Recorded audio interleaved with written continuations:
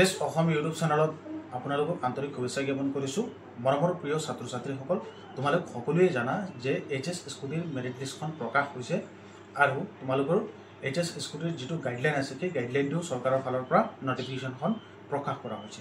গতিকে সেই নটিফিকেশ্যনখনত কি কি নিয়ম আছে বা সেই নটিফিকেশ্যনখন তোমালোকক এ টু জেড সম্পূৰ্ণ মই বুজাই দিবলৈ চেষ্টা কৰিম এই ভিডিঅ'টোতে।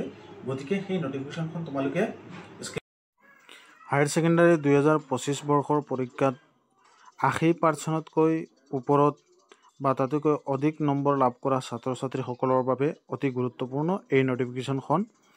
অসম চৰকাৰে ঘোষণা কৰিছে যে 2025 বৰ্ষৰ প্ৰজ্ঞাভাৰতী স্কিমৰ অধীনত ডক্টৰ বাণীকান্ত কাকতি মেধা বঁটাৰ জৰিয়তে স্কুটি বিতৰণ কৰা হ'ব। এই ভিডিঅ'ত আমি আপোনালোক সকলোকে জনাম ইয়াৰ যোগ্যতা কেনেকৈ আবেদন কৰিব আৰু কেনেকৈ স্কুটি লাভ কৰিব বা নথিপত্ৰ কি কি প্ৰয়োজন হ'ব। সেয়েহে ভিডিঅ'টো শেষলৈকে চাব সকলোৱে ষ্টুডেণ্টে, তেতিয়া বিষয়খিনি সম্পূৰ্ণ জানিব পাৰিব। এই স্কিমটো হৈছে ডক্টৰ বাণীকান্ত কাকতি মেধা বঁটা, যিটো অসমৰ উচ্চ শিক্ষা নিৰ্দেশনালয়ৰ অধীনত চলোৱা হৈছে আৰু ইয়াক অন্তৰ্ভুক্ত কৰা হৈছে প্ৰজ্ঞাভাৰতী স্কিমৰ ভিতৰত। এই বঁটাৰ মূল উদ্দেশ্য হৈছে উচ্চ নম্বৰ লাভ কৰা ছাত্ৰ ছাত্ৰীসকলক উৎসাহিত কৰা আৰু শিক্ষা লাভৰ বাবে যাতায়াতৰ সুবিধা আগবঢ়োৱা। এই স্কিমটোৰ উদ্দেশ্য হৈছে ছাত্ৰ ছাত্ৰীৰ মাজত স্পৰ্শতা আৰু অধ্যয়নৰ উৎসাহ বৃদ্ধি কৰা, উচ্চ শিক্ষা অভিগম্য কৰা, যাতায়াতৰ সুবিধা আগবঢ়োৱা যাতে শিক্ষা গ্ৰহণত সহজ হয়। অসমৰ উচ্চ শিক্ষাৰ গ্ৰছ এনৰলমেণ্ট ৰেচিঅ' GR বৃদ্ধি কৰা। ইয়াৰ কাৰণে যোগ্যতা: এই স্কুটিৰ লাভ কৰিবলৈ ছাত্ৰ ছাত্ৰীসকলৰ তলত দিয়া চৰ্তসমূহ পূৰণ কৰিব লাগিব। 2025 চনৰ হায়াৰ ছেকেণ্ডাৰী ফাইনেল এক্সামিনেশ্যনত 80% বা তাতকৈ অধিক নম্বৰ লাভ কৰিব লাগিব। বেটাৰমেণ্ট বা ৰি-এপিয়াৰেঞ্চ পৰীক্ষাৰ বাবে অৱতীৰ্ণ হোৱা ছাত্ৰ ছাত্ৰীৰ অযোগ্য বুলি বিবেচিত হ'ব এই নটিফিকেশ্যন মতে। অসম ৰাজ্যৰ স্থায়ী বাসিন্দা হ'ব লাগিব এই নটিফিকেশ্যন মতে।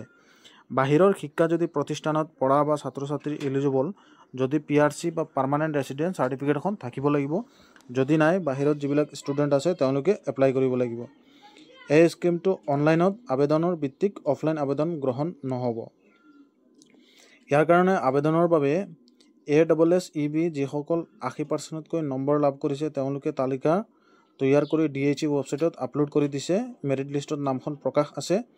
তালিকাত নাম নথকা এলিজিবল ছাত্ৰ ছাত্ৰীৰ অনলাইন এপ্লিকেশ্যন ফৰ্ম পূৰণ কৰিব লাগিব। আবেদন লিংকটো ৱেবছাইটত প্ৰকাশ কৰা হ'ব বা এইটো ৱেবছাইটত আছে অলৰেডি, আপোনালোকে স্ক্ৰীণত দেখিবই পাৰিছে। আহক এতিয়া চাওঁ আপোনালোকে কেনেকৈ স্কুটি লাভ কৰিব। DHE নডাল প্ৰিন্সিপাল নিযুক্তি কৰিব। এই প্ৰিন্সিপাল এপ্ৰিচিয়েশ্যন চাৰ্টিফিকেটখন সংগ্ৰহ কৰিব লাগিব। তাৰ পৰা এলিজিবল ছাত্ৰ ছাত্ৰীয়ে চাৰ্টিফিকেট সংগ্ৰহ কৰি নিযুক্তি কৰা ডিলাৰলৈ জমা দিব আৰু চৰকাৰে ৰেজিষ্ট্ৰেশ্যন আৰু ইঞ্চুৰেঞ্চৰ খৰচ ডিলাৰলৈ পঠিয়াই দিব। ছাত্ৰ ছাত্ৰীক কোনো ধৰণৰ খৰচ দিব নালাগে, সম্পূৰ্ণ ফ্ৰী হ'ব। তাত মিডিলত কোনোবা দলাল শ্ৰেণীৰ মানুহ যদি সোমায় তেনে মানুহক কোনো ধৰণৰ পইচা দিব নালাগে। স্কুটি ডিলাৰৰ পৰা সংগ্ৰহ কৰিব পাৰিব। হেমলেট বিনামূলীয়াকৈ দিয়া হ'ব। আন এচেচৰিজ চৰকাৰে নিদিব।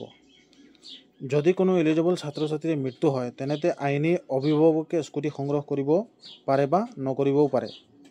যিকোনো ছাত্ৰী যদি এই স্কিমৰ পৰা অপ্ট আউট কৰে তেন্তে নিযুত মইনা স্কিমত আবেদন কৰিব পাৰিব। একেলগে দুয়োটা স্কিম গ্ৰহণ কৰিব নোৱাৰিব। নিযুত মইনা পালে স্কুটি নাপাব। গতিকে যিটো গ্ৰহণ কৰিব সেইটোৱে ল'ব লাগিব। ইয়াৰ কাৰণে নথিপত্ৰ আৰু তাৰ পৰামৰ্শখিনি আপোনালোকক জনাব বিচাৰিছোঁ। আবেদন কৰাৰ লগতে তলত নথিপত্ৰ প্ৰস্তুত কৰিব লাগিব। সেইখিনি নথিপত্ৰ আপোনালোককে স্ক্ৰীণত দেখুৱাই আছোঁ নটিফিকেশ্যনখনত, তথাপিও মই কৈ দি আছোঁ। HSLC আৰু HSSৰ মাৰ্কশ্বিটখন প্ৰয়োজন হ'ব। বাহিৰৰ ষ্টুডেণ্টসকলৰ কাৰণে PRCখনৰ প্ৰয়োজন হ'ব। ঠিকনাৰ প্ৰমাণপত্ৰখন লাগিব। পাছপোৰ্ট চাইজ ফটো লাগিব। সচল মোবাইল নম্বৰ এটা লাগিব, যিটো ভেলিড নম্বৰ এটাৰ প্ৰয়োজন হ'ব। ৱেবছাইটটো মনোযোগ সহকাৰে পৰ্যবেক্ষণ কৰি থাকক আৰু সেই ৱেবছাইটটো আপোনালোকে চাব। যদি অফিচিয়েল ৱেবছাইটৰ বাহিৰে কাকো পইচা নিদিব, সতৰ্ক থাকিব। অফিচিয়েল ৱেবছাইটত যিখিনি প্ৰয়োজন হ'ব সেইখিনিয়ে ব্যৱহাৰ কৰিব। আশা কৰোঁ এই ভিডিঅ'টোৰ জৰিয়তে আপোনালোক সকলোৱে প্ৰজ্ঞাভাৰতী স্কিমৰ 2025ৰ অধীনত স্কুটি বিতৰণৰ সম্পৰ্কে সম্পূৰ্ণ তথ্য লাভ কৰিলে। যদি এই তথ্য সহায়ক লাগিলে বা আপোনালোকে বুজি পাইছে যে ইয়াত আৰু কিবা তথ্য বাকী আছে, তেনেতে ভিডিঅ'ৰ তলত কমেণ্ট কৰিব আৰু আমাৰ ওয়েলেছ অসম ইউটিউব চেনেলটো ছাবস্ক্ৰাইব কৰিবলৈ নাপাহৰিব। কাৰণ পুনৰ কোৱা যাব, আপোনালোকে যদি নিযুত মইনা আঁচনিৰ বিষয়েও যদি কিবা বিচাৰিছে তেতিয়াহ'লে ভিডিঅ'ৰ তলত কমেণ্ট কৰিব পাৰে। নিশ্চয় আমি আপোনালোক সকলোকে নিযুত মইনা আঁচনিৰ বিষয়েও জনাবলৈ চেষ্টা কৰিম। আশা কৰোঁ 2025 বৰ্ষৰ স্কুটিৰ আপডেটটো আপোনালোক সকলোৱে গম পাইছে, কাৰণ এইটো দুদিন আগত প্ৰকাশ পাইছে নটিছখন। আপোনালোকে সামাজিক মাধ্যমত দেখিছে। মই সময়ৰ অভাৱত আপোনালোক সকলোকে এই নটিছখনৰ বিষয়ে আগতীয়াকৈ জনাব পৰা নাই, কিন্তু লাষ্টত হ'লেও নটিছখন অসমীয়া মাধ্যমত সম্পূৰ্ণকৈ বুজাবলৈ চেষ্টা কৰিলোঁ। আশা কৰোঁ সেইখিনি নটিছখনত লিখা আছে। যদি ইয়াৰ ওপৰঞ্চিও কিবা বাকী থাকি গৈছে আমাক কমেণ্ট কৰিব। ইয়াৰ ওপৰঞ্চিও কিবা স্কলাৰশ্বিপ ৰিলেটেড কিবা যদি জানিবলগীয়া থাকে নিশ্চয় আমাক কমেণ্ট কৰিব। আমি আপোনালোক সকলোকে কমেণ্টৰ ৰিপ্লাইৰ সন্দৰ্ভত ভিডিঅ' বনাম। ধন্যবাদ জ্ঞাপন কৰিছোঁ সকলোকে। Thank U.